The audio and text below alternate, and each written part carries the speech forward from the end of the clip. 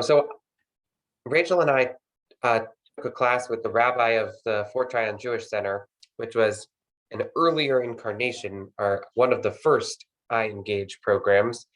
And that program was really very much engaging around the Israeli-Palestinian conflict and some of the issues that came about that arose from the conflict.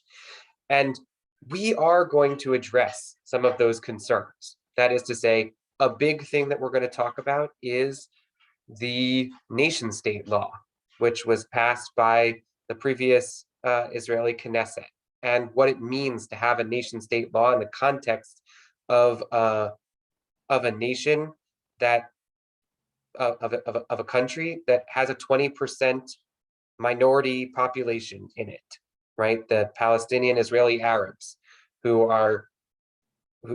do not feel like the nation state law, which defines the character of the state as uniquely Jewish, do not feel that that includes them, even though they feel Israeli.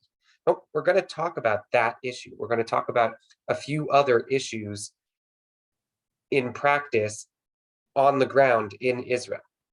But this course is really not about that. It's really about some bigger ideas, and it uses those examples as a way of connecting to the bigger ideas. The bigger idea that we're trying to explore in this is the one that was sort of opened up for us by Chancellor Eisen's teaching last month, which is, what is the relationship that we, as an American Jewish community that feels at home in America, should have with this other country, right? What does it mean to feel at home in two places? We're going to talk about what it means to be attacked for having dual loyalty, right? What it means to feel like we do have dual loyalty, right? Right? On the one hand, we bristle when people say, oh, you're un-American because you support the interests of Israel too, right? But on the other hand, of course we support the interests of Israel too. We have to have that both ways. And so that's that tension, like what it means to be in this world of a strong American Jewish community that is happy to be American Jewish community, right? That's the question that we're really tackling in this course. And what does our comfort here mean for our relationship to the project of the state of Israel? Which I think is a huge question. So that's by way of introduction to the course as a whole. By way of introduction to this first class, I want to say the following. And I go a little bit on a tangent here. You'll have to bear with me. It will come back together, I promise.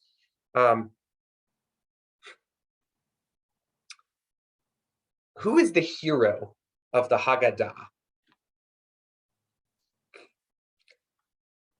Who is the hero of the Haggadah? Actual question. You can call it, unmute and call out, or type it into the chat, whatever works for you. I'd say Moses. Okay, Rosalie says Moses. Is a great idea. Rosalie, why is Moses the hero of the Haggadah? Because he has to communicate how they are going to leave Egypt. He's the grand planner. Great. So in the story of the Exodus from Egypt, Moses is for sure the hero, because he's the one who stands up to Pharaoh. He's the one who has to plan the whole process. He gets the people out of there. Moses is the hero. Now, Moses, mentioned in the Haggadah? No, never. Oh. Not mentioned in the Haggadah. So the main hero of the story of the Exodus from Egypt is conspicuously left out from the Haggadah. So Moses can't be the hero of the Haggadah because the Haggadah is purposefully omitting him.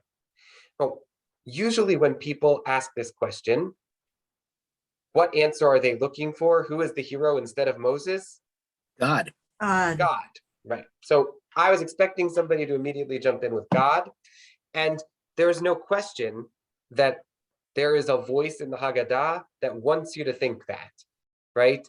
That the you know, and I think that's what we're all told in religious school too, right?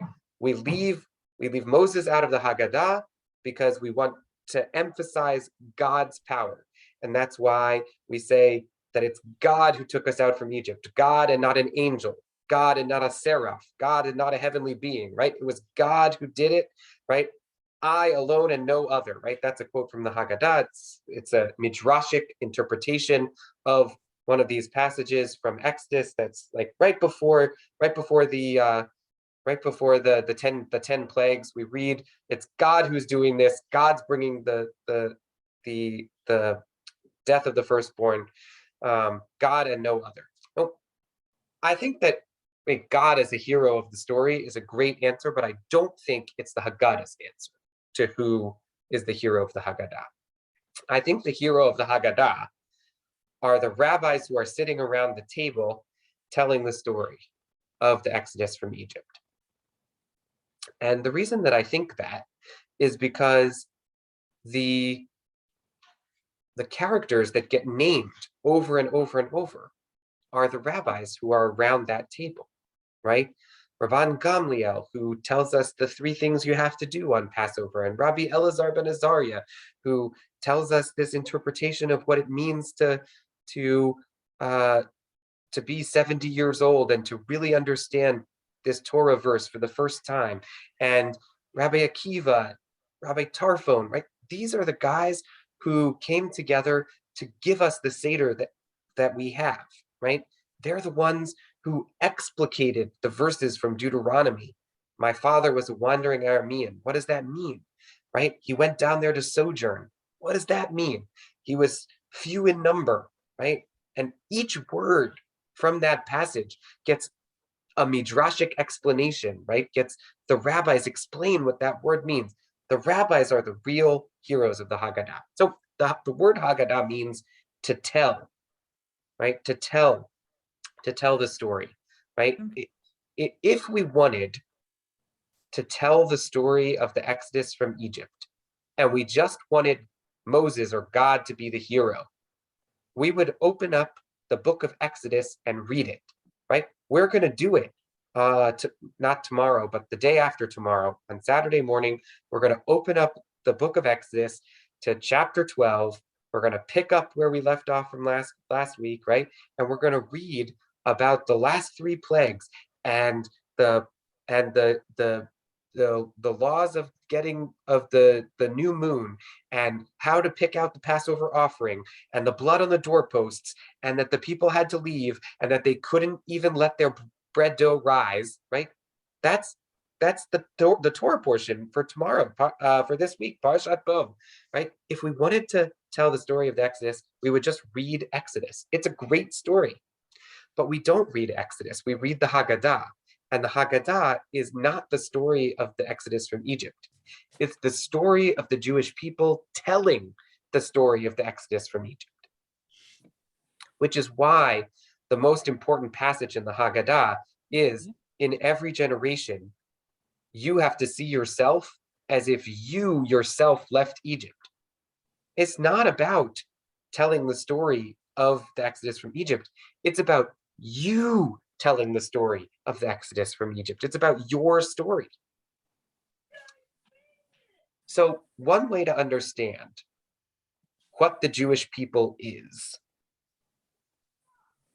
right? And we have to understand something about what the Jewish people is to be able to connect to this question of what is the home of the Jewish people, and what does it mean for the Jewish people to have 2 homes here in North America and in Eretz Israel?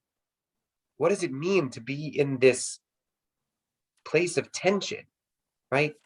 What it means to be a Jewish person is to tell the story of the Jewish people. Who are we? We're the people who tells this story. Well, that's where our Hartman curriculum begins, with the idea of storytelling.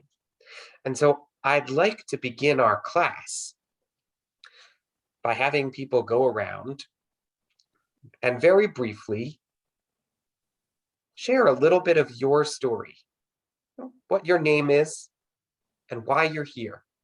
Because sharing our stories is what makes us us. We're the people who tells the story about us being the Jewish people. And this class is a part of that story. Our engagement with this question is part of that story, right? Just the very fact that we're interested in what it means to be together and apart is a part of that story. So I'm just gonna call on screens as I go around, and if your camera is off, if you can put your camera on when I call on you, and say your name and what part of your story leads you to be in this class. And I just hope that you take somewhere between 30 and 60 seconds to share, and then and that way we can start to create a community around the folks in this class who are all asking this question. So I'll start with Marie and Marcia. Well,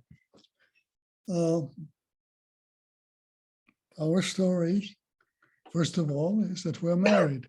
Oh, Marie.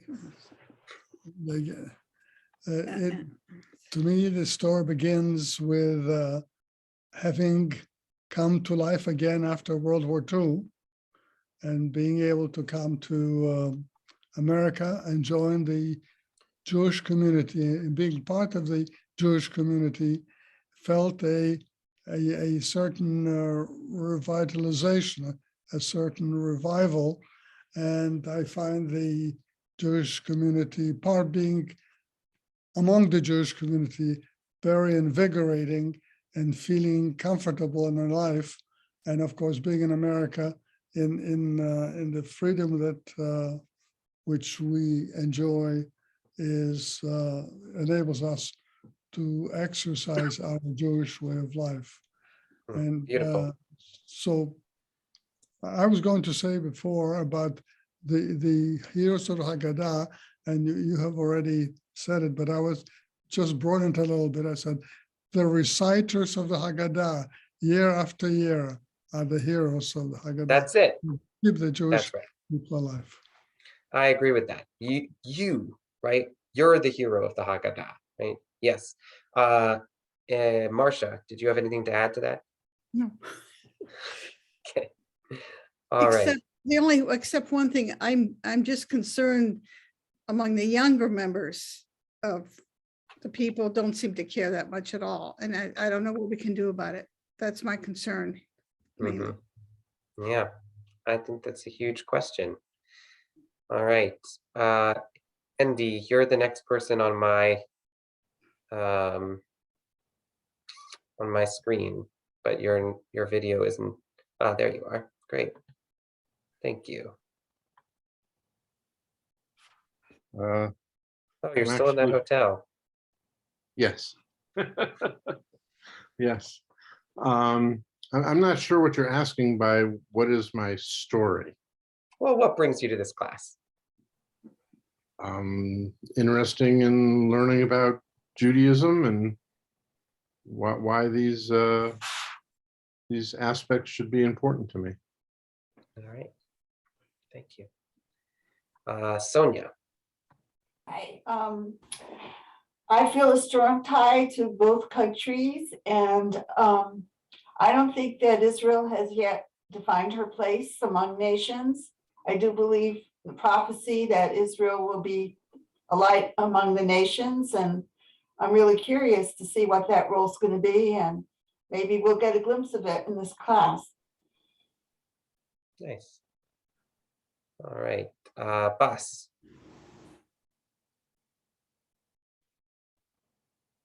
Okay, I told a little bit of my story when Dr. Eisen asked too, but my story started about 16.5 years ago when I got married with Katie, and she's born in Israel, grew up in Israel, and so we took our honeymoon to Israel, and I'm going to say it felt like home. It felt really good being there. Like just traveling around, going to all the different, like we went from Tel Aviv to the other side to the Green Line. The food is really good. If anything, is there going to be a place where I want to live? If it's not here, I will probably move to Israel. So I would love it to be connected in a good way. Yeah. Thank you. Deborah and Gary.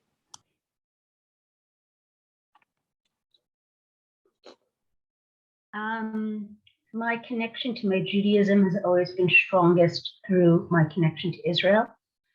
I am concerned about the Jewish communities, the way that we are currently looking at Israel, or many people in the community are looking at Israel. And I'm even more concerned about the non-Jewish community and how they are perceiving Israel. So any knowledge that I could have can only be helpful in defending what's important and special to me. Deborah and I come from a little different places. To me, I always consider myself a Jew by choice because we have choices to be anything we want. I was certainly born Jewish, and people would say, well, that's it, you're Jewish, but you know, what's the life we want to live? What's the world we want to see? The prism we want to view this reality around us, or lack of reality around us. And I've chosen to say, I think I like the Jewish prism of things. Now, the other issue is, what about the light among nations? And you talked about being an American and being and supporting Israel. I would hope that, and I've always viewed America also as being the light among nations, and I would hope that we can view Israel as a light among nations, and saying that that is a world that they would strive for, and that we strive for, and the values that we believe in are universal in that regard, that the movement should be that all nations should strive for that. And of course, it's bothersome when we have groups within Israel that don't feel that way, or we're not treating them as we think a light should. So I'm taking the course to try and reconcile some of the dissonance I have in my life right now about things, because I want to feel comfortable on the course that I'm on and the prism with which I have chosen to see things. Yeah. Yeah, thank you. Edith.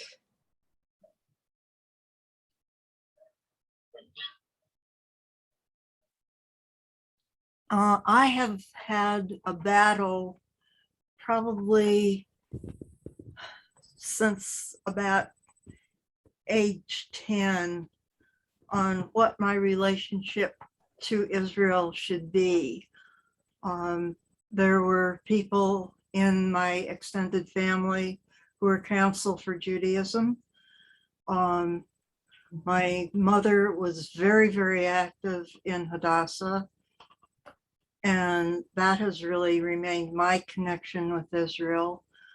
But my trips to Israel, I never felt comfortable in Israel, I must say. And particularly as a conservative Jew, I felt that if I had moved to Israel, I could not practice my Judaism as I choose to practice it. And I was very hurt a number of years ago when the rabbis in Israel essentially excommunicated me, because I attend High Holy Day services in a congregation where there is no mechitza. Not only that, I have listened to the sound of the shofar on the holy days, blown by females. And it's just, it really has been a fight my entire life as to exactly what I should be feeling about Israel, what I do.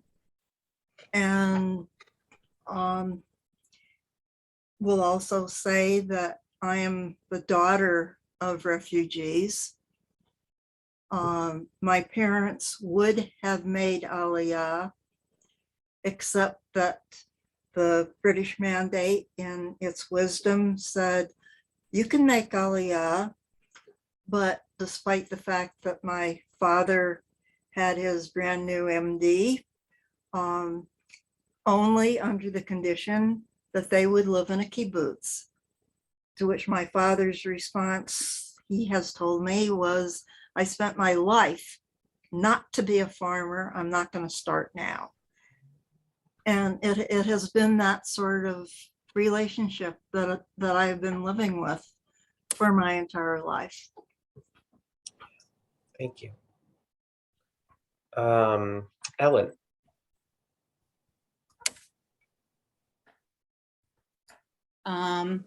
I guess it starts, I came from, I guess, Orthodox grandparents and conservative parents. And there was never discussion about moving to Israel or anything about Israel. It was always being an American Jew. And it wasn't until I got older and actually moved to this community where I needed more information about Israel and wanted to learn. And due to COVID, I guess I've been taking a lot of these courses to learn about my Judaism and to learn if Israel is a place, you know, that I could see myself in if needed, because I feel there are problems in this country which scare me a lot. And I don't think we're there yet, but I'm learning, and that's why I take these courses and this course, just to get all my information and try to figure out where I belong. Thank you, Ellen. Bob. Oh, Bob's not there. Okay, Jeff. Okay, well, very briefly put, I grew up in I was a product of a mixed marriage and never had any formal Jewish education, just kind of went with the flow at my mother's side of the family's gatherings. So I always felt like part of the Jewish people, but kind of on the edge of it. So I'm always looking for a chance to learn more about Jewish identity. Miriam. You gotta start your video. Okay. I think you said Miriam, right? Did you say Yep, Miriam? Miriam. I did. Okay. Start my video. Oh, okay. I didn't expect to be seen. Okay. Yeah. Anyway, I'm a child of Holocaust survivors.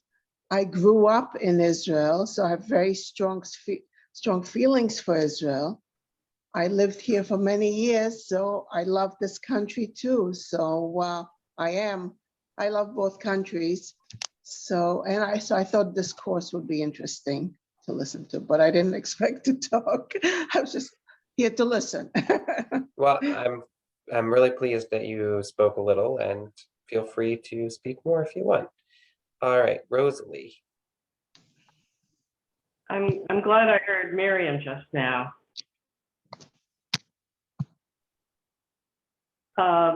My family made Aliyah in 1969, and then we came back in 1971.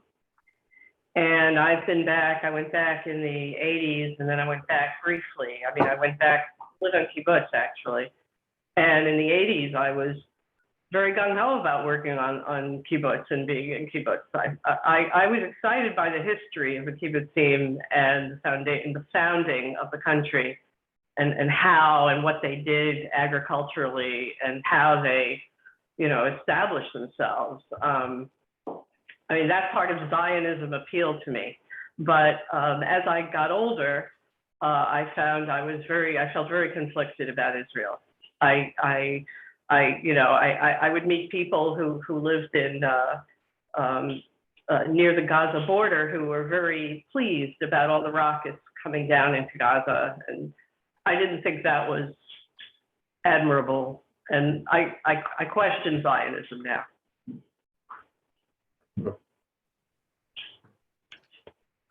Stephen.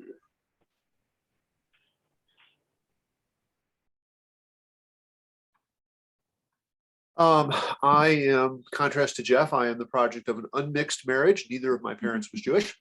I got involved in all of this when I met Alexandra and eventually got married to her. I have been to Israel twice. We went in 1994, just the two of us, and we went in 2012. We brought both of the kids along. Probably fair to say that part of my interest in this course is driven by the fact that I am concerned about living in a world where what it means to be Jewish would be defined by Israel primarily, and not only by Israel, but would be defined by particular subsets of the Israeli population whose relationship with me is tense for a variety of reasons. I also taught at Union College. There was a course on world constitutions, comparative constitutional study. I volunteered to teach 2 weeks on Israel.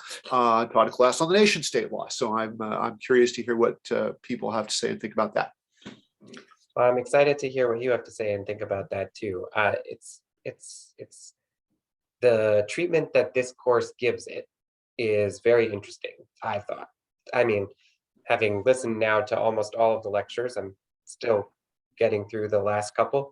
I thought the treatment of the nation state law was really interesting. So I look forward to hearing your comments. All right, let's see. I believe I missed Gary. Gary, did you speak? Yeah. Sorry, Oh, I haven't spoken yet. Do you want me to speak now? yeah, go ahead.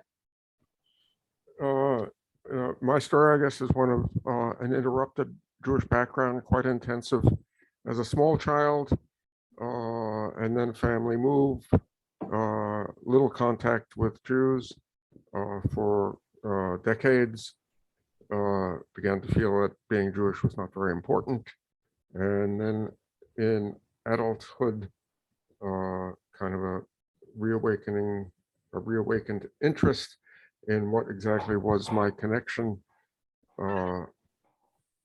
to three groups: the Jews of Israel, the Jews of America, which for many decades I had little contact with, except for immediate family, and more recently looking, participating a little bit in the Torah study, trying to understand who were the people, what were they like that produced that document, and how exactly I'm related to those people. So that's what my interest is. I certainly felt very comfortable when I was in Israel for a few months, but I also don't have any, real interest in moving there. That has never been one of the things I've thought of doing. Yeah. All right. I've got Anita and Mishka and Bob. Just in case you missed the prompt, it's just to share a piece of your story, because we are the people who tells our story, and specifically this part of your story that might explain why you're in this class. So Anita. Okay. Well, my parents were both immigrants. I was bilingual as a child. We spoke Yiddish at home. My mother was from Russia. They were mixed marriage. My mother was from Russia. My father was from Poland, and then had spent at least 15 years in Germany, and came quite late in 1934, getting out of Germany. We belonged to a very small Orthodox synagogue that was basically our family and and the people from my father's town in Poland. And I went to live in New York, where everybody was Jewish, and I didn't have any kind of synagogue connection. I did attend the conservative synagogue in Niagara Falls as a child going to Hebrew school, where Melvin Kiefer was our rabbi. And then of course, Sam Kiefer was our rabbi in Schenectady. My husband's family Arthur's family was Orthodox, very synagogue connected. And when we got married, we joined synagogues wherever we were. And we came to Schenectady. We chose Niskayuna partially because of Agudath Achim. We liked the feel of the place when we visited. And it's been our family ever since. It was the family that we left behind in New York.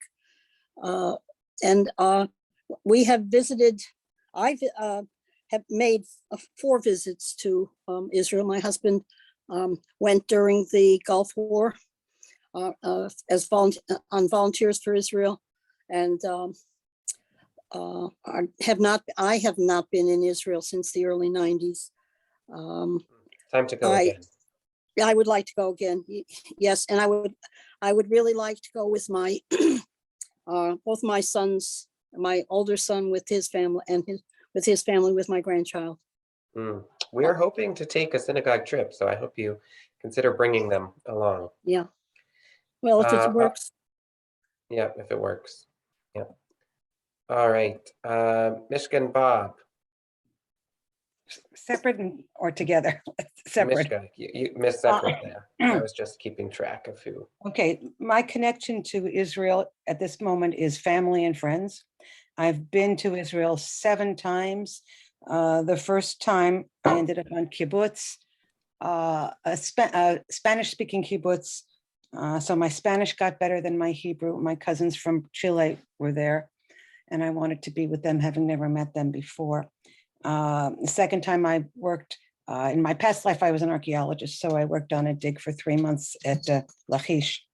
But I grew up in New York City, sort of like what Anita said, everybody around is Jewish. You don't have to think very hard about being Jewish, but belonging to what was called a liberal synagogue, Habonim, which is now part of the conservative movement, was a congregation established by a bunch of yekas. And if you don't know what a yeka is a derogatory term for German Jews. However, I wear that label with great pride. My parents were refugees, were Holocaust survivors. And that particular synagogue was founded by others who had also come out of Germany. And in fact, the rabbi I understand the rabbi at the founding of the synagogue was somebody that my father had known back in Breslau in Germany. But I grew up in that congregation as a Zionist. I mentioned this at Chancellor Eisen's talk, that we sang songs, we danced the hora. Harry Belafonte came and sang Yiddish songs with us, even though nobody knew Yiddish. We were all, many of us were bilingual, but it was German, not Yiddish. But having family and friends in Israel, I've been very fortunate to have been able to go. And I'll just toot my mother's horn for a minute after hearing what Anita said about Arthur going during the Gulf War. My mother, at the age of 77, went and volunteered with Hadassah to be there. And it turned out that was the year of the Scuds. So that was the year that we went to pick her up, 1999. And the kids, it was their first trip to Israel, and to see Israel post this apocalyptic kind of experience of nightly shelling and getting there just at Purim was just the most extraordinary experience, and one that really sealed my heart into Israel. And fortunately, we were there as a family, meeting all of the cousins in November 2019. So before everything shut down, we were in Israel. So Thank that's you. my story. All right. Option. Okay, well, I kind of grew up very much tribally Jewish, I would have to say, but very little practice as such. I grew up in Borough Park, which you think, well, Borough Park, well, but Borough Park was not the way it is now. And when I grew up, it was not a Hasidic enclave. I witnessed the Hasidim coming in to Borough Park and buying up properties, and they were the most nastiest people you ever would want to meet, the people that we ran into. They didn't particularly like us very much because we were nominally, we were called Jewish, but they were not Jewish by their standards. And in with that, my father and grandfather joined an Orthodox synagogue not because of their religious practice necessarily, but because of it was more familiar to them in terms of when they did go. There was, and that's where I had Hebrew school, and learned everything by rote. Didn't really understand anything at the time. I would, during services, if I went to the service, which was not very frequent, I would occupy myself by reading the Chumash. And that was what entertained me. And that was what I took in from the stories. So the stories were very important for me, and they still are very important to me. Whether it's the stories that we tell at Pesach, or it's the stories that the Torah tells every time we read it. So that was an important background for me. I really felt very little tie to Israel. I mean, I knew it existed, but I was not called my family ties Zionist, and nor were they anti-Zionist. They just it was not something that they felt was important. Certainly, the idea about going to live in Israel would be, not something to consider. So I've been to Israel twice. The first time I went with Mishka. The second time I went with Mishka too, but the first time I went was 1991, and it was around Purim time with the two young kids. And then the second time I went was with Mishka again, as she said, in 2019.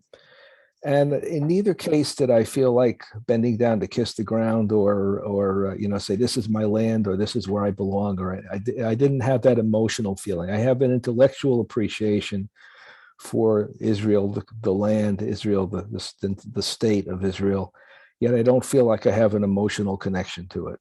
It just doesn't happen at this point. I wish it would in some ways, but in some ways it's just in terms of my views of Judaism and Jewish practice, that doesn't happen for me with the land of Israel as such, at least so far. Thank you. All right, well, I want to thank everybody for their sharing and their honesty, and for listening to everybody else, and for tuning in, for being a part of the story of this class. We're going to meet a lot of times. If you miss a class, it's going to be recorded. And all of the materials are in the course packs and on the Hartman website. So if you miss a class and you just want to watch the lecture that you missed, but you don't want to engage with, listening to the people's conversation about it, I don't know why you would want that, but if you did want that, you could do that. Just by logging on, you have access to all of the lectures. So one way to run this class is to do sort of a lot of homework where people do like the lectures at home and then come to the class to discuss the texts. What we're going to do, I think, is sort of some kind of a mix. I'm going to suggest that there's some extra readings that you might do at home.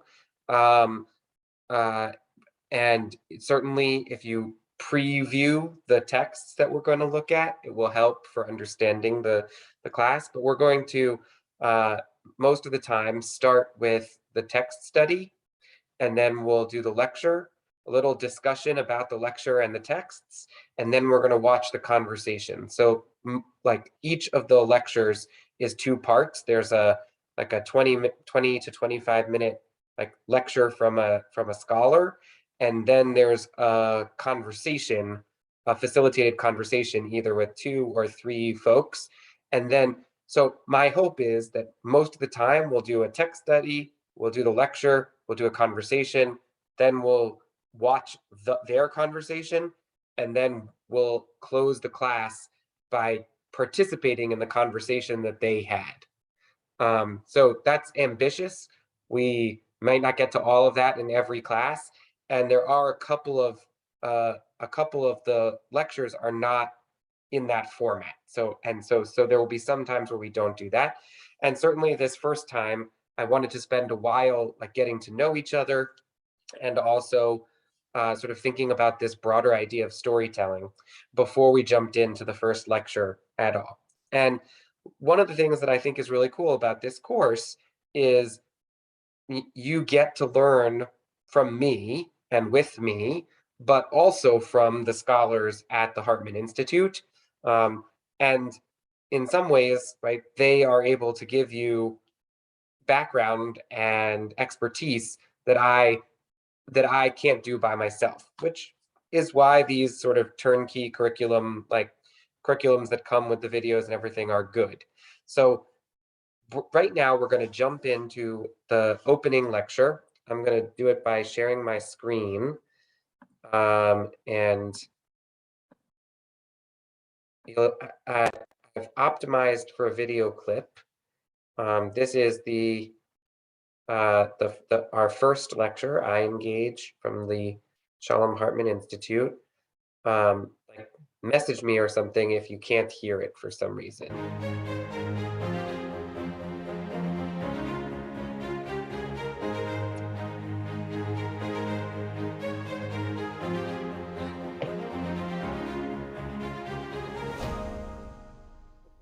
Welcome to I Engage 5, entitled Together and Apart, the Future of Jewish Peoplehood. Our goal through I Engage is to create new possibilities for a strong and vibrant connection between Israel and world Jewry. Our work is founded on the belief that there is no Judaism without Jewish peoplehood, and that Jewish identity is enriched and strengthened when Israeli Jews and Jews around the world see each other as essential parts of a larger whole. It's an extraordinary feature of history that the Jewish people have managed to maintain feelings of solidarity and a common sense of peoplehood, despite Jewish communities being separated from one another for centuries by geography, language, and cultural difference. These circumstances may have led us to expect more fragmentation and assimilation, and perhaps even disappearance as a distinct people from the world arena. However, a unique set of external and internal factors help Jews to retain our singular form of peoplehood. Now, following the Holocaust and the establishment of Israel, close to 90% of Jewish life has become more concentrated in 2 central locations, Israel and North America.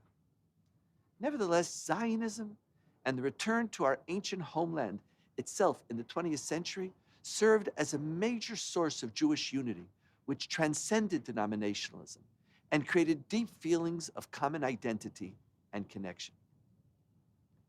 In recent years, however, we are increasingly aware of the fact that Jews in Israel and in North America have embarked on different historical and often ideological trajectories. We are separated not merely by thousands of miles and dramatically dissimilar environments and dangers, but by an ever-growing sense of disparity on issues of identity, religion, politics, values, and priorities. Real questions have been asked about whether Jewish peoplehood, in the way that it has been traditionally understood as a global family, with its self-evident sense of loyalty and relationships, is compelling. At the deepest level, we may be witnessing the crumbling of a meta-narrative that has transcended boundaries and united Jews for generations, the consequences of which could constitute a redefinition of Jewishness in exclusively religious or cultural terms, devoid of its peoplehood dimension, which served as so essential a component for Jewish identity, vitality, and survival. These new realities require that we create new language and paradigms for understanding and maintaining the relationship between Jews in Israel and across the world, and new ways to talk with each other through which this relationship can be reconceived. I engage 5 as an attempt to do precisely that. In this series, we will embark on an exploration of the concepts of Jewish peoplehood, its most significant contemporary challenges and stumbling blocks, and finally, attempt to suggest different meta-narratives that can unite the Jewish people today. The I Engage methodology is grounded in an aspirational, values-driven discourse, which works to identify and develop values which we can share while respecting our diverse political and ideological positions. Our aim is to create a conversation that transcends partisan divides and which goes to our underlying values instead of their political manifestations. When it comes to the issue of the future of Jewish peoplehood and the consequent relationship between Israel and world Jewry, we will explore which models, conceptual categories, and ideas can sustain peoplehood and a connection to Israel today and into the future. Which assumptions and belief structures need to be reimagined or discarded? How do we embrace our increasingly wide cultural and political differences and still work to create frameworks for relationships that can connect Jews to Israel and to each other? The framework for the series is as follows. Over the next 4 sessions, we will try to enrich and expand the discourse by exploring some of the core features of and inner tensions within Jewish peoplehood. What does it mean to be a member of the Jewish people? And what are some of the fundamental values that it encompasses? In the second stage of the series, in sessions 5 through 11, we will engage some of the central challenges and dilemmas facing Jewish peoplehood today, raising questions as to its importance and viability, and which are redefining the relationship between Israel and world Jewry. In engaging these challenges, we will offer ways to reframe some of their core premises. In the final stage of the series, in sessions 12 through 14, we will present some new ideas and ways of thinking and talking about the relationship between Israel and world Jewry, which may allow it to better engage with the realities and sensibilities of 21st century Jewish life. Now, in the opening lecture of the series, my colleague, Dr. Tal Becker, will weave a narrative of the complex journey of Jewish peoplehood over the last 2,000 years, from no home to one home to the current reality of our residing in 2 homes. In particular, he will focus on the Zionist meta-narrative of one home and on the more complex reality of contemporary Jewish peoplehood in North America, where Jews experience at-homeness as well. He will ask regarding the implications of this new reality on Jewish peoplehood as a whole, and in particular on the future relationship between Israel and world Jewry.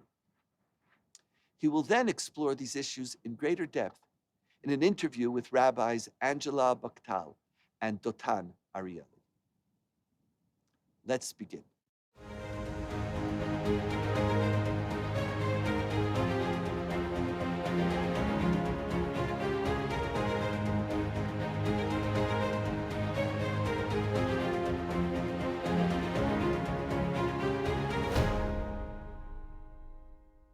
Who are the Jewish people? This is a question Jews have struggled with and argued about from the beginning of our journey. For much of our history, others have sought to answer that question for us.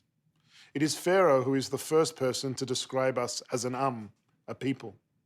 At the beginning of the book of Exodus, he expresses the fear that the people of the children of Israel are a 5th column in Egypt, who would side with the enemy in time of war. In doing so, Pharaoh gives voice to that charge that has been echoed by anti-Semites throughout the ages, those that see the Jewish people as the ultimate other, the ultimate outsider, and seek to define our collective identity in our place. But while anti-Semitism persists and is undergoing a worrying resurgence in too many places, we were never a people defined only by the hatred of others. Even when the pharaohs and the Hamans and the Spanish Inquisitors and the Russian Tsars and the Nazis and today's modern anti-Semites tried to define the Jewish people through the prism of their own animus and prejudice, our self-understanding as a people was always larger than that. Today, the need for Jewish peoplehood to be understood and framed in positive terms is even more urgent. We are blessed to live in an age in which the vast majority of the Jewish world lives in two thriving and vibrant communities, in Israel and North America. Serious threats and challenges persist without doubt, but it is hard to think of a comparable period in which the Jewish people had more power to shape their own destiny. At a time when Jewish identity is something we have the liberty to choose, rather than something being foisted upon us by our enemies, the challenge of how we understand ourselves and why we choose to see ourselves as bound together comes to face us front and center. The Israeli historian Yuval Noah Harari, in his book Homo sapiens, A Brief History of Humankind, argues that the reason Homo sapiens came to dominate the planet derived from their unique capacity to cooperate in massive numbers in the absence of intimate familiarity. And that capacity depended in turn, Harari suggests, on what he describes as the greatest innovation of humankind, the capacity to tell stories. It is the story, the narrative, if it is compelling and meaningful enough, that can hold people together and make them feel part of the same enterprise. They may never meet and even live far apart, but their common story pulls them together and sustains them in a peoplehood relationship. With that kind of powerful story, individuals transcend their own personal experience and even those of their family or immediate community. They feel bound up in the arc of an entire people's profound narrative, spanning past, present, and future, and enriching their lives and their reach in the process. Understood in this way, the answer to the question of who are the Jewish people is that the Jewish people are the story we tell ourselves about who we are. And it is the degree to which Jews see themselves as part of that story, are touched by it, are animated by it, that determines the appeal and the sustainability of Jewish peoplehood. But what is that story today? Is there a grand narrative, a meta story of Jewish belonging that Jews can coalesce around, despite their differences in beliefs, politics, geographical location, and their competing identities? As Jews in Israel and around the world pursue their disparate futures in disparate places, how do they still conceive of a we in which they are bound up together? The story of Jewish peoplehood was complicated from the beginning. As we shall learn in this series, our most foundational texts demonstrate that Jewish collective identity has embedded within it inherent tensions and complexities that are a permanent feature of who we are. This is revealed, for example, in one of the most significant texts of our tradition, where perhaps the story of Jewish peoplehood begins, when God tells Abraham to leave his father's house. As the verses read, "And the Lord said to Abraham, get yourself out of your country, your homeland, and your father's house, to the land that I will show you. And I will make of you a great nation, and I will bless you and make your name great, and you shall be a blessing." At first blush, this is a straightforward story of the creation of Jewish collective identity. The Jews are the descendants of Abraham, who left his father's house to build a separate nation in the land of Israel. And yet, only 7 verses later, we are told that upon arriving in the land promised to him, what does Abraham do? He leaves it. As the verse reads, "And there was a famine in the land, and Abraham went down to Egypt to sojourn there, for the famine in the land was grave." So even from the beginning, we are told that the very land where God promises Abraham that he and his nation will be blessed proves immediately to be unable to sustain him. There is a famine, and Abraham must leave. In a way, this text tells us that the story of Jewish peoplehood may be tied to the land of Israel and the promise given to Abraham, but it also simultaneously transcends it. The land of Israel is part of the story of Jewish peoplehood, but it is not the end of it. And indeed, so many of the defining experiences of the Jewish people's sense of self, their slavery in Egypt, their covenant with God at Sinai, to mention just 2, take place outside of the land, as if to say that the Jewish peoplehood narrative will transcend any specific time or place. The great Israeli poet Chaim Nachman Bialik described the secret of Jewish peoplehood as involving what he called Jewish dualism. Jews, he wrote, were like an organism with a capacity to expand out into the world and contract into their own insular communities, to influence the world and be influenced by it, to belong in a place and to belong nowhere. Indeed, even when we had a home, or were on the way to it, or were praying for it, the Jewish people's story was somehow always tied to the notion of home and the idea of homeland, but not tied down by it. In fact, it is tempting to say that at different periods of Jewish history, different stories of Jewish people have dominated. As circumstances changed, different ideas of collective identity held sway. What we are looking for is not necessarily a unifying meta-narrative of Jewish peoplehood that is timeless, but rather for a way to understand ourselves and our relationship to each other for our own time. When the Beit Mikdash, the temple, stood in Jerusalem, for example, one might have told a story of Jewish peoplehood that focused on ritual, the priesthood, and placed Jerusalem at its center. For much of Jewish history in the diaspora, certainly before the Enlightenment period, many Jews, though scattered across the globe, would have answered the question of Jewish peoplehood in a similar language of exile. They might have said that they were descendants of Abraham, Isaac, and Jacob, Sarah, Rivka, Rachel, and Leah, that they were slaves in Egypt, that they were given the Torah at Sinai and lived in Israel, the promised land, until they were exiled after the destruction of the temple. They may have explained that they were destined to continue their exile while practicing their Jewish customs and practice until the Messiah would come to usher the Jewish return to the Holy Land. That exilic story sometimes coexisted and sometimes competed with a story that saw Jewish peoplehood in diaspora as more than just awaiting the Messiah. Jews also heard the call of Jeremiah to the Jews of Babylon to build houses and dwell in them, and plant gardens and eat the fruit of them, and seek the peace of the city, where I cause you to be carried away captive, and pray unto the Lord for it, for in its peace shall you have peace.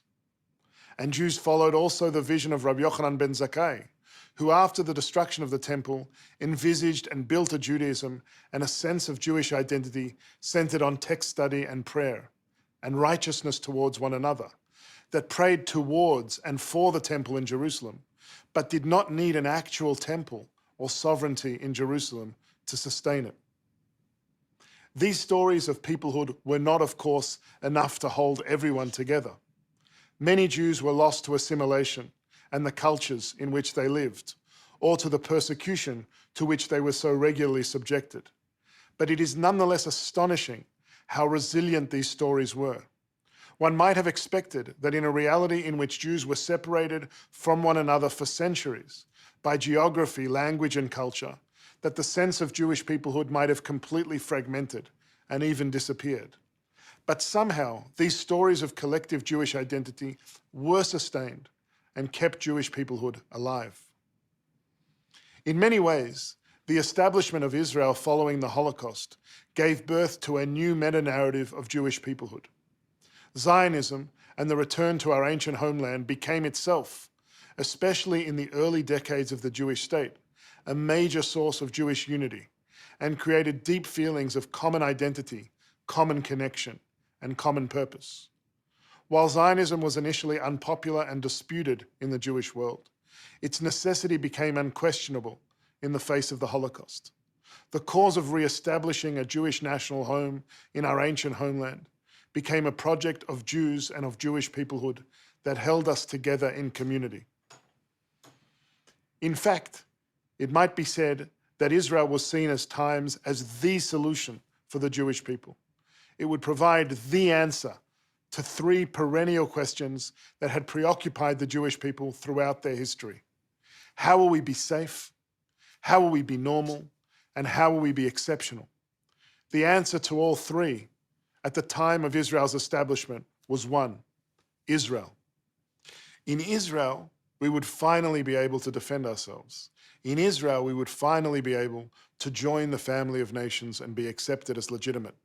And in Israel, we would build an exemplary, redemptive society that would be a beacon of hope, liberty, peace, and justice, as envisaged by the prophets of Israel and enshrined in Israel's Declaration of Independence.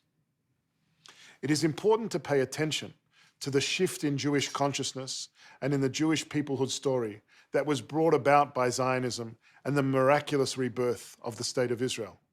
We shifted from a people whose story of peoplehood was shaped by a sense that we had no permanent home, to a people whose story was increasingly shaped by the imperative of creating and defending their sovereign home, the State of Israel. Even the many Jews living outside of Israel told a story of Jewish peoplehood in which Israel took center stage, supporting Israel, defending it, and building a meaningful connection with it came to shape Jewish identity in profound ways and became a dominant feature of Jewish belonging. In light of this history, let us take a moment to consider what is happening today to this particular Jewish peoplehood story that puts Israel at the center of Jewish identity. Just as other narratives of Jewish peoplehood were challenged and adapted over time, it feels like this story of Jewish collective identity is now coming under significant strain. Younger generations of Jews outside of Israel are increasingly critical of whether Israel is really providing the adequate answer to questions of Jewish security, normalcy, and exceptionalism in the ways as the Zionist founders promised. Particularly among younger liberal Jews, the gap between the Israel they imagined and the Israel they perceive, rightly or wrongly, is putting into question their capacity to see themselves in sustainable relationship with the Jewish state. For too many Jews, even those for whom their Jewish identity is important, a sense of Jewish peoplehood that sees the connection to Israel as necessary and natural is under threat. And with this distancing come questions not only about the resilience of the Jewish peoplehood story that emerged after Israel's establishment, but about the future of Jewish peoplehood itself. Now, it is important to note that for some Jewish communities, particularly those whose future feels more threatened and precarious, such as in France, Poland, and parts of Latin America, organizing Jewish peoplehood around Israel remains a compelling narrative. Israel serves for many in these communities as a refuge and an insurance policy. It can be a source of real inspiration, support, and defense, and it makes sense to tell the Jewish peoplehood story from this perspective. There are also key communities within North America for whom the narrative of Jewish peoplehood that emerged after Israel's establishment still feels relevant and still animates their sense of collective belonging. But for a significant number of Jews living outside of Israel, who are now concentrated in North America, a narrative of Jewish collective identity that is inspired by Israel being the single home of the Jewish people and the answer to the aspirations and values of this people is becoming more challenging to sustain. The Jewish minority in North America is probably not only the most successful minority in Jewish history, but perhaps one of the most successful minority communities in human history. Whatever the challenges the Jewish community in North America faces to its identity, and they are varied and significant, American Jews are profoundly at home in America. To be sure, anti-Semitism was never cured in America, just like it was never cured anywhere else, and recent events have caused unease and fear. But in their own way, even these events have highlighted how extraordinary and unique the American Jewish experience has been, and how welcomed and at home American Jews are compared to any other minority Jewish community in Jewish memory.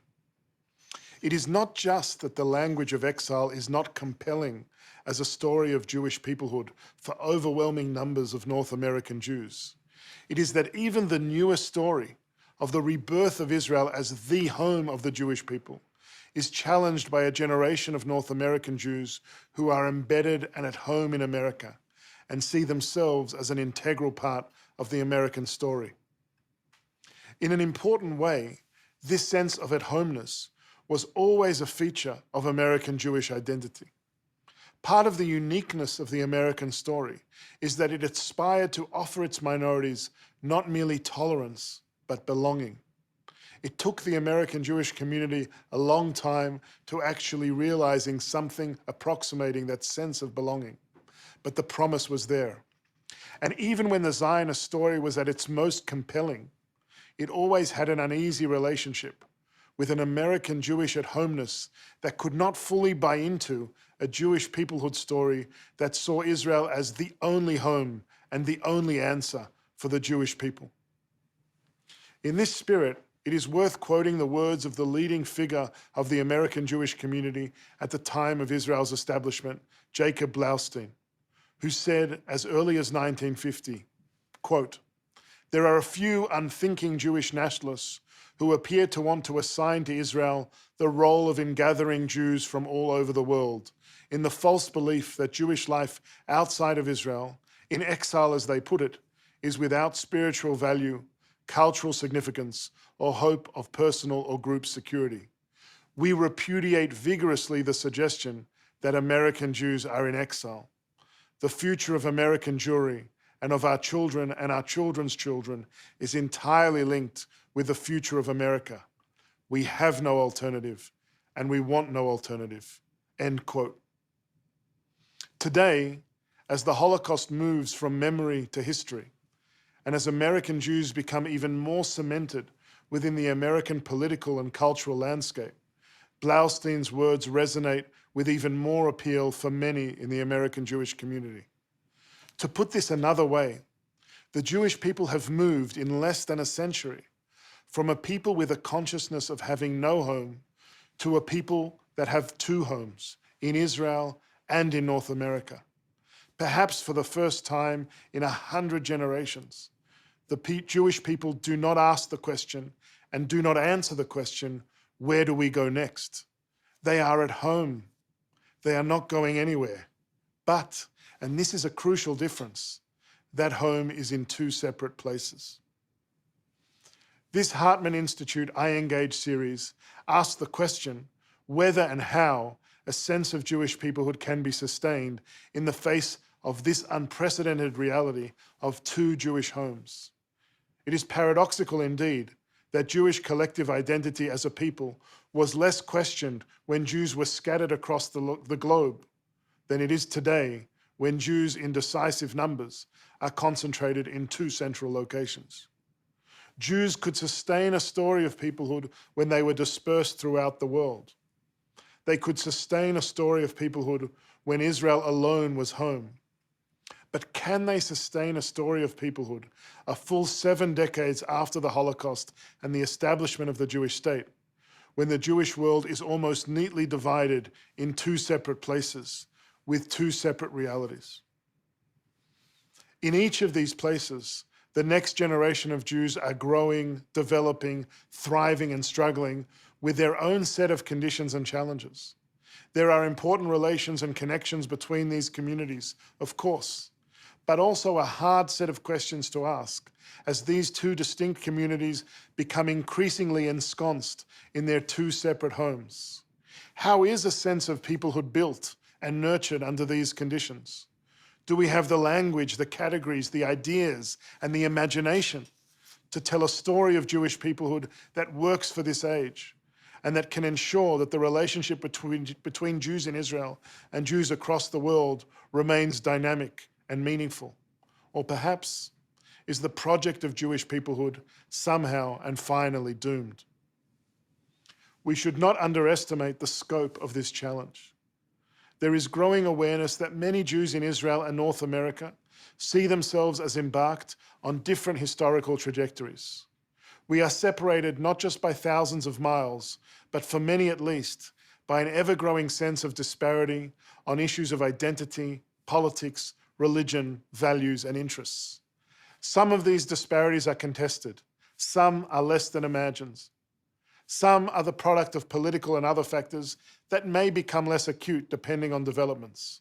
But make no mistake, the question of whether Jewish peoplehood can be understood in a reality of two homes is urgent and troubling. It is not just that the emerging generation of Jews in Israel and North America increasingly see themselves as living in two separate Jewish stories.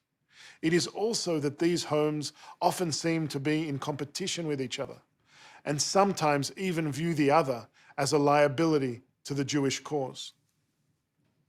There is an alarming sense that the dominant voices currently in both Israel and North American Jewish communities have fundamentally different visions of what is needed to secure the Jewish future. There are, of course, nuances and gradations of difference if one drills down within each community, but the prevailing trends seem unmistakable. For many North American Jews, the Jewish future requires championing and fighting for open, pluralistic, democratic societies, societies that are welcoming of immigrants and are committed to the pursuit of peace and coexistence, and allied with like-minded states. These are the kind of societies in which the Jewish community thrives, they argue, and these are the values the Jewish people, in light of their history, should embrace. They want to see these commitments embraced as essential to Jewish peoplehood, and they want them adopted not only in their own community, but also in Israel, at least if Israel wants to stake a claim to their solidarity and sense of belonging. And yet, for many Israeli Jews, the Jewish future requires a very different response. When they look at the Jewish future from the Middle East, they tend to advocate for a strong, resilient nationalism in the face of challenges to the Jewish state's sovereign legitimacy. They argue for the projection of power to deter enemies, and a certain suspicion towards pluralism and immigration for fear that it will weaken social cohesion and the Jewish character of the state. And they have a deep skepticism about prospects for peace and coexistence in the foreseeable future. They want to see this understanding of the Jewish predicament embraced as essential to Jewish peoplehood. They want it adopted not only in Israel, but also across the Jewish world, at least if the Jewish world wants to stake a claim to their solidarity and sense of belonging. These conflicting visions stem to a significant degree from the different conditions, the different homes in which these Jewish communities have developed and exist. One is a vibrant majority in a volatile and largely hostile Middle East. The other a successful minority in a welcoming, peaceful, but fragmented democratic society. The arguments about the Jewish future play out on a host of issues, including, for example, the way in which peace should be pursued with the Palestinians, the Iran nuclear deal, the relationship with Christian evangelicals, the attitude towards authoritarian or xenophobic states that share national security interests with Israel, and the adoption of Israel's Jewish nation-state law. In each case, the contradictions and differences between the loudest voices in Israeli and North American Jewish societies about what is in the Jewish interest emerge from assumptions, experiences, values, and mindsets about the future of Jewish peoplehood that seem to be increasingly at odds, raising real questions about how a sense of Jewish peoplehood can operate in this two-home reality. The iEngage program at the Hartman Institute began as an educational adventure almost a decade ago to examine whether and how to reimagine the relationship between Israel and world Jewry. We have never shied away from hard questions and difficult issues, but none may be as challenging as the one we have posed for this series. The capacity to sustain a relationship between Jews inside and outside Israel is, to a very large extent, predicated on a sense of and a commitment to Jewish peoplehood. In many ways, Zionism is at its heart an ideology of Jewish peoplehood, and it will be seen as compelling and meaningful only if Jews, wherever they may be, see themselves in relationship with one another and with the Jewish state. This series, Together and Apart, the Future of Jewish Peoplehood, sets out to explore what may be one of the most pressing issues facing the Jewish world today, our contemporary story of who we are. We will try in this series to understand the complex features of Jewish peoplehood that are inherent in our tradition and in our history. We will look at the forces profoundly challenging that sense of peoplehood today and how they may be addressed. And we will begin to imagine what kinds of ideas and conceptual frameworks could help sustain and grow a Jewish peoplehood story for a people that has transformed itself from a reality of no home to a reality of two homes. Thank you for joining us on this important journey.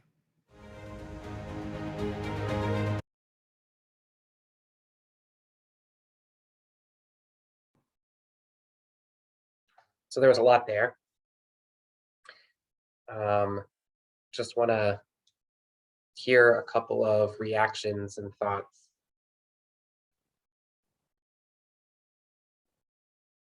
Steve Schmidt.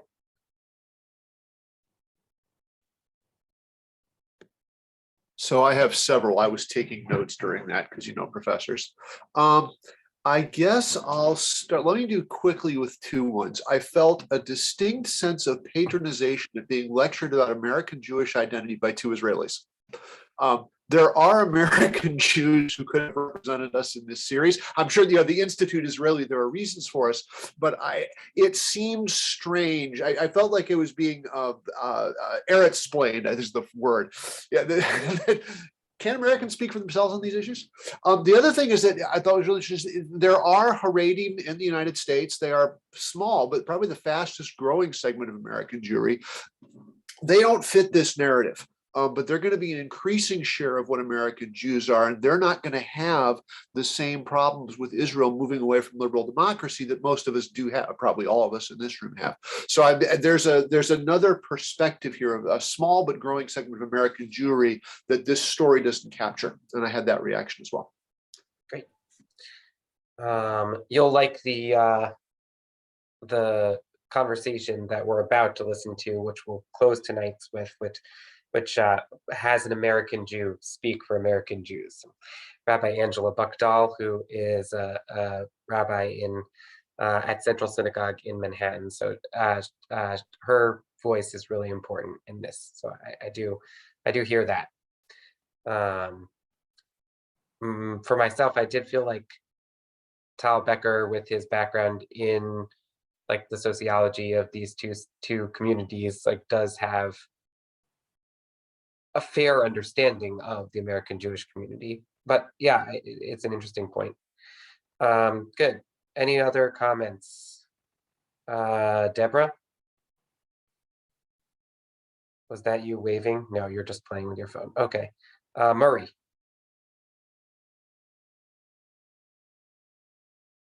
Nope, you have to unmute. The description given about the two homes is exactly how I feel. And I feel no conflict whatsoever, because the essence of my being at this stage, not just this stage, throughout this period since I came to North America, has been the Jewish peoplehood. And so long as I felt confident and comfortable in the Jewish community, the Jewish peoplehood, I feel at home here as my permanent home. Marsha and I have been to Israel at least 30, 35 times, because the only family we have there. As soon as we get off the plane there, I feel at home there, completely, entirely a different feeling. But I'm not talking politically. I'm talking strictly on the peoplehood issue. Politically, I have lots of commentary and lots of antagonism and lots of deprecation at times. But I think that's the reason why I wanted to join here, is not because I have a conflict. It's because I want to learn how to guide our children and the grandchildren in that direction, to have the same emotional and comfortable feeling about the state of Israel, and also feeling at home here. Yeah, I want to respond to that, because you're coming from a generation of having survived, right? And for you, that narrative that Tal Becker was talking about, the Zionist narrative of Israel being an answer is compelling, and you remember a Jewish world before the last 50 years, right?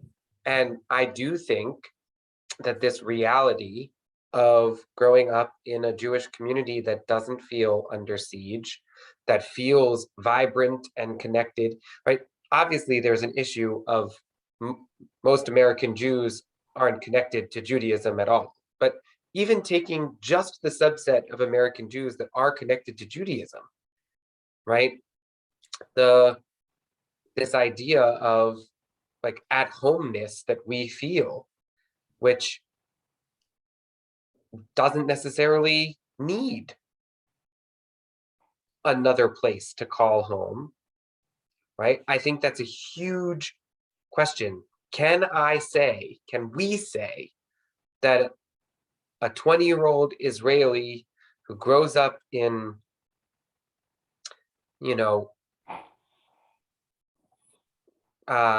Beit Shemesh or Har Bracha or, Ramla, wherever, right? Is that 20-year-old, right, operating under the same story of Jewish peoplehood as a 20-year-old who grew up in Niskayuna, New York? Are the stories that they tell themselves about what it means to be a part of the Jewish people even remotely similar? Do they see in each other that sense of belonging, like, yes, we are part of the same story? And if they don't, how can we think about new and innovative ways to expand our sense of story? Right? I started by talking about the Haggadah and what it means to tell the story of the Jewish people, to be the people who tells our story. Right? This is the powerful question of this course. And we're going to spend the next 4 sessions or so, this session and the next 3, sort of thinking about the big ideas. And then we're going to spend the next few sessions after that trying to apply those big ideas to particular cases. Okay, the nation state law is one, anti-Semitism is another. We're going to do a few different cases. And then at the end of the course, we're going to spend a few weeks doing what they call sort of reimagining new ideas of Jewish peoplehood. Now, this is the part where that's where I've gotten up to. I can't tell you yet whether I find them completely compelling, right? Haven't watched all the way to the end of the series, but I'm really hoping with you that we get to ways of talking about this and ways of being in relationship that answer and confront some of these questions that were brought up in this lecture. Right, and 1 more or 2 more comments, and then I really want to show you this this conversation, because I think Angela Buckdahl really speaks very beautifully to some of these questions. I have a comment, if I could. Yeah, Sonia. The lecture really hit a nerve for me when he mentioned politics. And this is where I see a big difference between myself and a lot of Israelis. A lot of Israelis are pro-Trump, and they appreciate that Trump recognized Jerusalem. And a lot of Americans, especially I'm thinking of myself, are very anti-Trump. And there's just this little bit of a conflict there. Yeah, for sure. For sure. And I will tell you, we will get to a lecture where the topic of it, or a large portion of the topic of it, is sort of attitudes about Trump and sort of Trumpism, and they don't shy away from that question. So you might not like their answer, you might not like their treatment, but they aren't afraid to take that on. And I was kind of impressed with that, actually, in watching through. I'm not sure I liked everything that they said, but I did like that they didn't ignore it. Bas. Yeah, maybe this will come up in that session then, but not being American for a big part of my life, right? I think there's a big part, there's nothing to do with being Jewish, that sense, right? I think it's American versus Israeli. A lot of that discussion. Like if you would live in Israel, you would vote, and then you would vote for one of those 20 parties that are part of the Knesset, right? And then you tell them what your choice would be. Like, and I think that's just being the Israeli part there, dealing with their circumstances. Yeah. Yeah, so I think you're absolutely right that one of the challenges of these two stories is it's not really just two, right? There's in the American Jewish community, there are many different stories. And in the Israeli Jewish community, there are many different stories. And you're pointing to the fact that the Jewish story is different from the Israeli story. And that is true. And it's especially true for the 20% of Israelis who are not Jewish. And it's also true for many, for a couple of, for the 20% of Israeli Jews who don't believe in statehood. And so that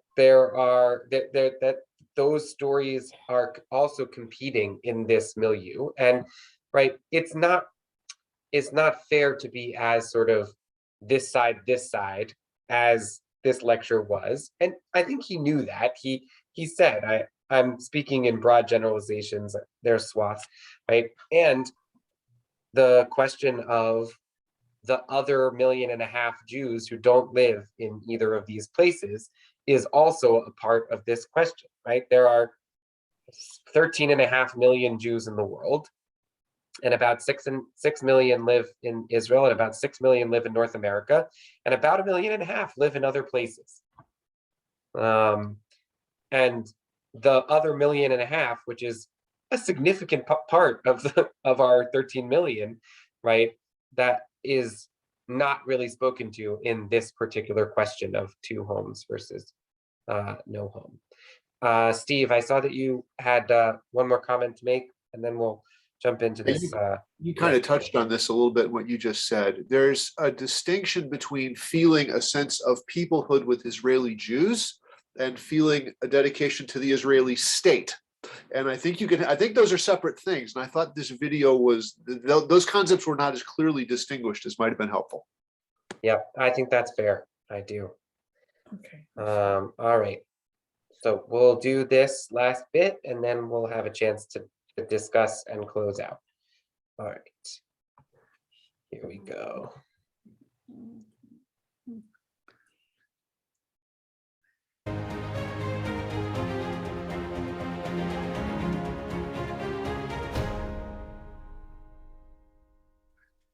From no home to 2 homes. How do we sustain a sense of Jewish peoplehood in a reality of 2 homes? To continue this conversation, we're joined by Angela Buchtal and Dotan Arieli, rabbis in North America and in Israel. Angela, let me begin with you. What does the idea of America as home mean to you? And if it is home, what is Israel to you? So I'm very familiar with having 2 homes. Like many American Jews and Americans and Israelis, my home is not where my birthplace was. I was actually born in South Korea and lived there for the first 5 years of my life. And when we moved to Tacoma, I remember that children at school would say, "Where are you from?" And I would say, "I'm from Korea." And then when I went back to visit Korea when I was a few years later, 8 years old, I remember all the little children there said, "So where are you from?" And I said, "Well, I'm from Korea." And they said, "No, you're not." And I remember going to my mother in tears and saying, "I don't have a home." And she said, "No, Angela, you can make a home anywhere you want." She said, "Home is where you have love and acceptance and family." She said, "Home is where you can be fully realized." And it wasn't until I was older and read the story of Abraham and Sarah and Lech Lecha, and I thought, oh my gosh, here the birth of our religion began with having to leave your birthplace, your home, your parents' ancestral house And build a new. and to build a new home, a place where you could be, where you could fulfill God's mission for you in the world. So America is that place for me. It's a place where I can be a mixed race child. I can be a Reformed Jew, a place where I can actually become a rabbi of a congregation, and I can have that acceptance and that love and that sense of freedom. And so I don't know that there's another place in the world where I could be a female Reformed Korean rabbi, except for America. So that is home for me. Home is where you can be, I think, fully realized. And that's the blessing of America. So then when you look across to Israel, what do you feel? So I feel a deep sense of connection, and I also felt a sense of home when I first came here. And I can't tell you exactly why, because it was very complicated. My first trip, I was 16. It was 1989. It was the first Intifada. I remember that children had never seen an Asian, so they would yell after me, Yaponit, Yaponit, which, by the way, is like the worst thing to call a Korean as a Japanese person. And I remember that also there was no understanding, like reform was almost like a curse, being a reform me. So you were a double stranger. I was such an other in this land. And not only was I other, but to so many Israelis or ultra-nationalists, I was not just the other, I was the enemy. And so despite all of that, I still felt like I had a claim to this land, and this land has a claim on me. And so I can't explain exactly why I feel that way, but I love this place. I'm not sure that it's always been love that's reciprocated, right. But I continue to love this place deeply, and I want to continue to feel at home here. And Dotan, you know, part of this challenge of having two homes is also that we have two languages, and we have to make sure that we can speak to each other despite that. So I'm going to ask you a question, you'll answer in Hebrew. I want to ask that question in the reverse. What makes Israel home for you, for the Jewish people? What does it mean when we talk about it as home? And if it is home, who is Angela to you? Who are American Jews to you, or Jews around the world to you? וואי, אוקיי, אז אני אתחיל ממני.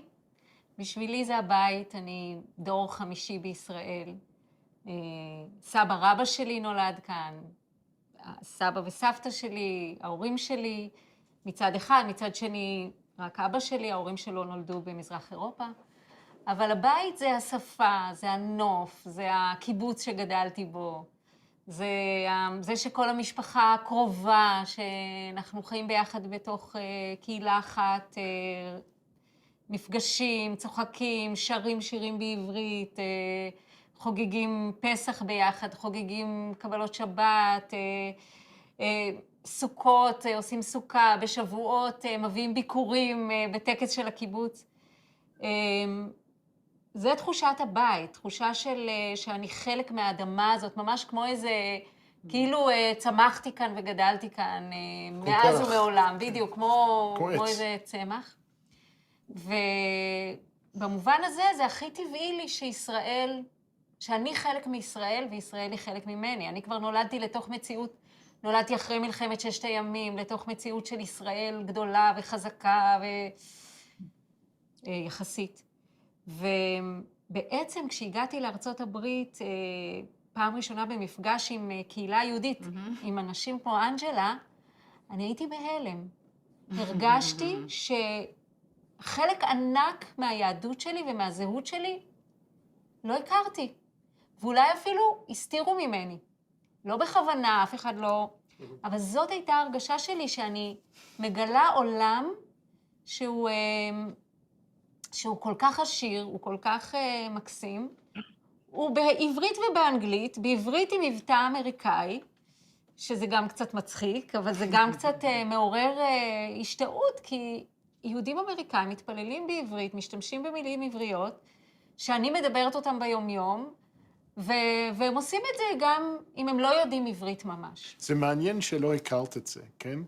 למה לא הכרת את זה? האם יש משהו בסיפור של ישראל כבית לישראלים, שבאיזשהו אופן מונע מאיתנו את היכולת לספר את הסיפור של הבית השני? לפחות כשאני גדלתי, אני גדלתי בשנות ה-70, בשנות ה-80, ממש, כלומר, יהדות התפוצות, הם פשוט עוד לא הבינו את העניין, הם יבואו, זה רק שאלה של זמן, ואיך הם לא מבינים, הגולה נגמרה, יש מדינת ישראל, אנחנו ריבונים לעצמנו, אנחנו אחראים, יש לנו צבא, יש לנו המנון, יש לנו דגל, זה הבית של העם היהודי, והם בדיליי, כי נוח להם, כי הם לא שמו לב, אבל הם יגיעו, ככה אני גדלתי. כן, ואיך זה השתנה? או אם זה זה מאוד השתנה? השתנה, אני מרגישה, ככה, אפרופו מה שאתה אמרת על שני הבתים, אני מרגישה שכל תפיסת העולם בעיניי שלי, ובכלל, משתנה וגם צריכה להשתנות. השפה צריכה להיות אחרת. בכלל, העולם היהודי לא הכיר את המצב שאנחנו נמצאים בו היום, שיש גם ריבונות יהודית חזקה, שיש תפוצה,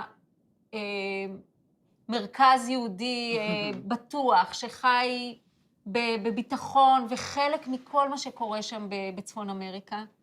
וכל השפה שאנחנו מדברים בה היא עדיין שפה או מקראית, או משנאית, או תלמודית, או ימי ביניים שהיא של גלות, ושל מיעוט לעומת רוב ודברים כאלה. הכל השתנה. חוץ מזה שהשתנו גם המון דברים בעולם. So in a way, both of you spoke about home in actually quite similar terms. It's a place where you feel comfortable. You can kind of let go. You feel natural in the place. And I think when you think about the idea of home, for all of us, it's a place where you let down your guard and you kind of let yourself be. You don't have to worry how people are looking at you.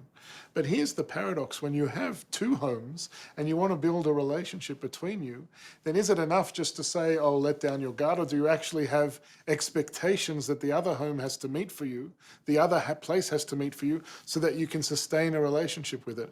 What does it take, Angela, for you, for Israel? What do you expect of Israel to do in its home?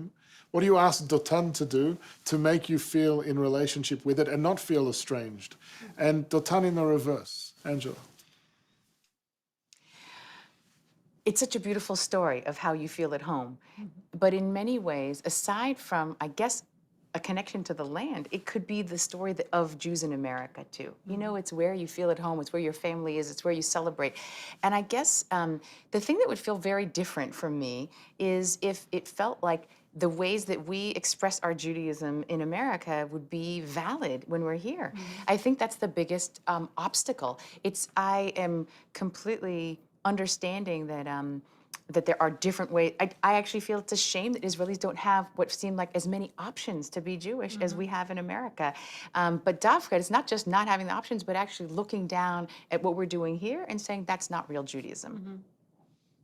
Dotan, what do you need from American Jews?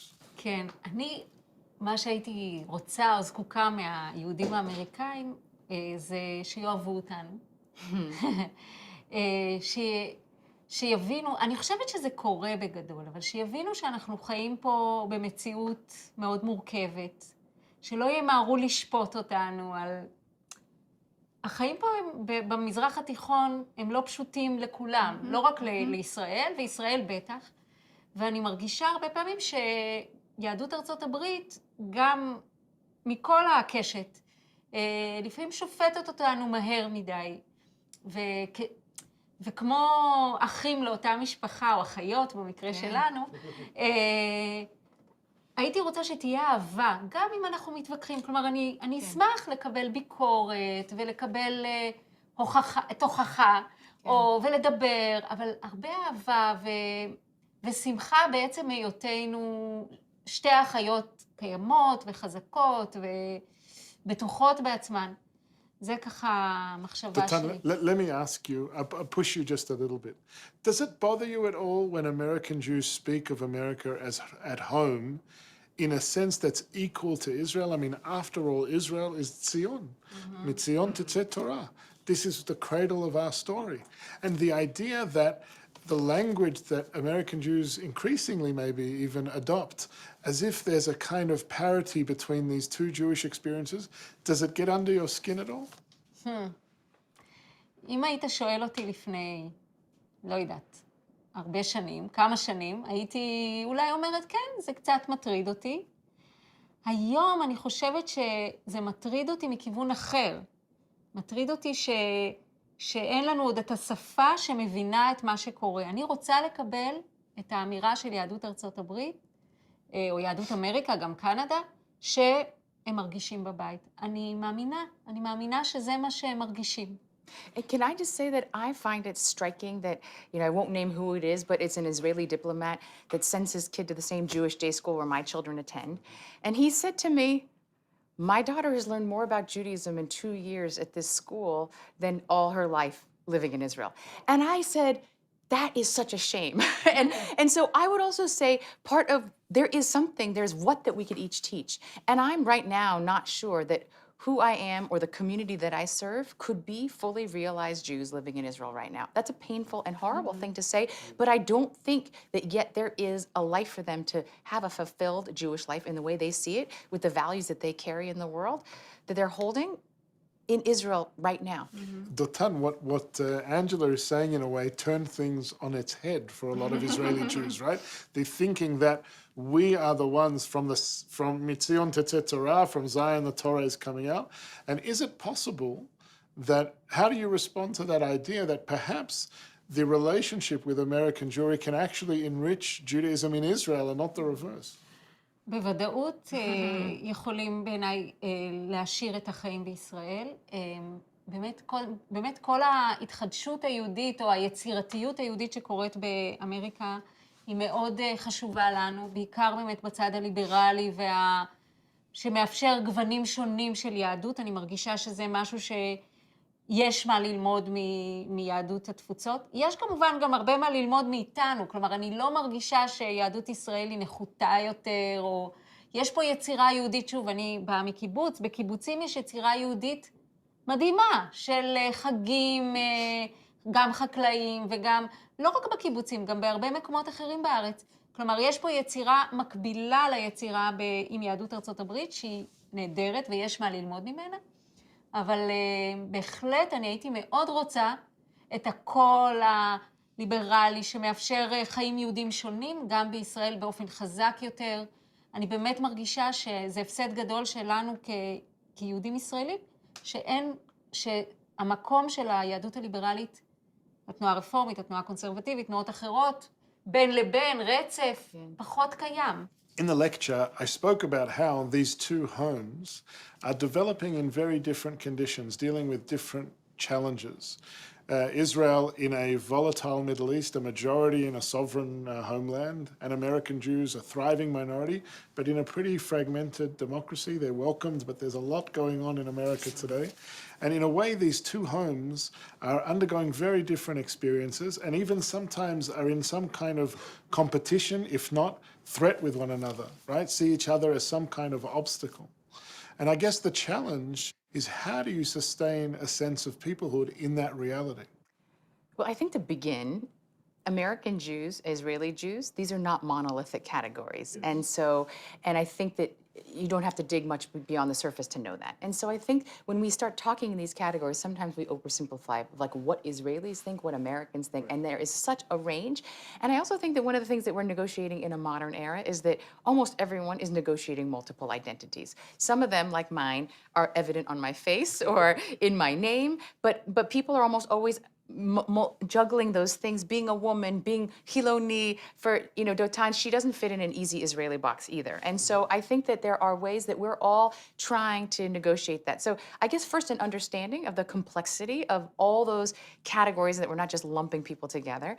But I think that one of the beautiful things that I learned in this recent time I had studying with Israeli rabbis is that while we have a shared language, which is not just Hebrew, although because we can do that, but the shared language is our text. And I found that when we were able to come back to our shared text, that there was a way that we could connect to our peoplehood in a way that was beyond politics, beyond religious ritual, and it reminded us of our shared story.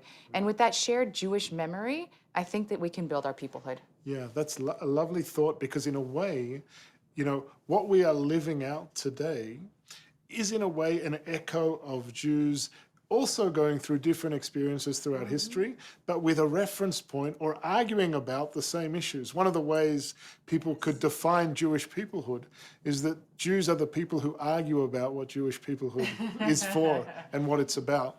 And maybe that can help us to deal with this challenge and blessing of two homes. I think that's what it is to be a Jew, to struggle with those questions. That to me is fundamentally at the foundation, and that we get to struggle and be in this conversation with centuries of Jews and with each other is such a privilege. Angela, Dotan, thank you very much. Thank you. Thank you.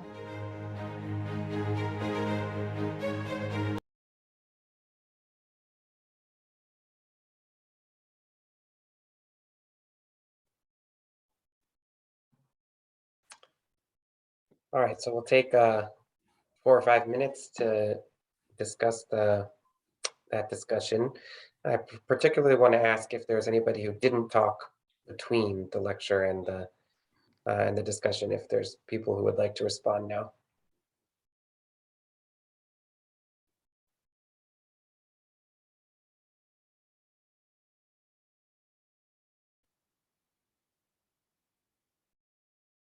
I don't know exactly where I want to start thinking about this, but I certainly appreciated the comments made by the fact that it doesn't seem so much as both in Israel, well, certainly that Americans look at Israeli society as not being quite as diverse as we might want it to be.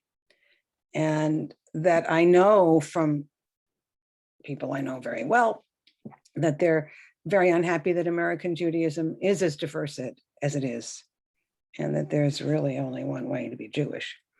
So listening to the two women speaking two different languages, so beautifully interacting. And I don't know if I caught on what Dotan's status is, but there was just, obviously there's a selective group, self-selected group, so much respect for whatever differences were presented and talked about. I found that really, really quite lovely. Thank you. What Other was thoughts? Dotan's, I never caught what that she's Yeah. also a rabbi? I am not 100% sure. Okay. I thought she was a rabbi, and then I wasn't sure because they never addressed her that way. Yeah. Oh, she wouldn't be recognized as a rabbi in Israel, I wouldn't think. Yeah. Well, there is like a growing liberal Jewish community that would recognize her as a rabbi in Israel. It is not true, right? It is true that the state would not recognize her smicha as, like, she would not be able to practice as a rabbi with regard to doing weddings or divorces that were recognized by the state. But that isn't the only thing that rabbis do. There are women rabbis in Israel.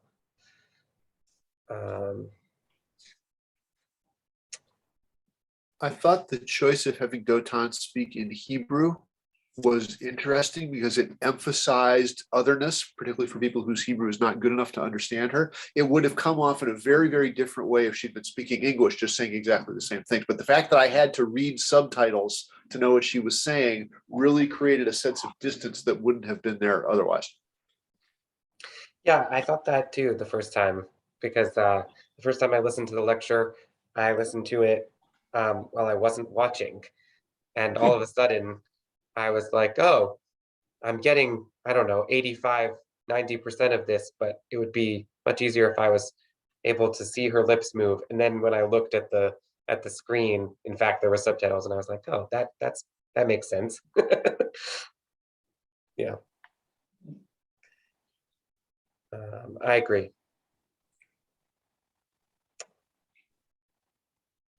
I love that Rabbi Bigdal, if I've got that correct, talked about the text being really the common language. Yeah, that's what I want to conclude with too. So one possibility for Jewish peoplehood goes back to our common texts. And I know I've brought it up several times at the beginning, at the middle, and I'll close with it, right? If what makes us the Jewish people is to tell the story of ourselves and to see ourselves as being a part of the Jewish people, right? The Haggadah, which requires us to see ourselves as being a part of the Jewish story, and which requires us to tell that story and to make it our own. The Haggadah, which the heroes of it are the people who tell the story, not the characters in the story, right? And the rabbis who tell the story are supposed to be like us. We are also the heroes of the Haggadahs, because we also are sitting around our Seder tables until all hours of the night, telling the story of what it means to be a Jewish people. If the 20-year-old that I imagined here in Niskayuna and the 20-year-old that I imagine there in Beit Shemesh are both sitting around a Seder table discussing what it means to be a part of the Jewish people, then the fact that they both have a shared text, the text of the Haggadah, the text of the Talmud, the text of the Torah, right?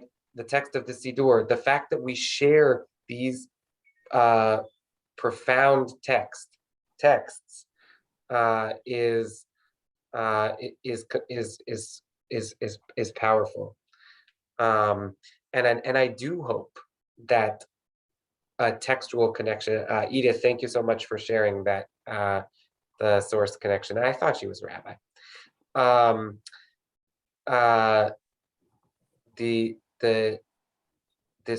The importance of thinking about the textual tradition as one possible answer to this question of two homes, of Jewish peoplehood, of what makes us together, together one nation.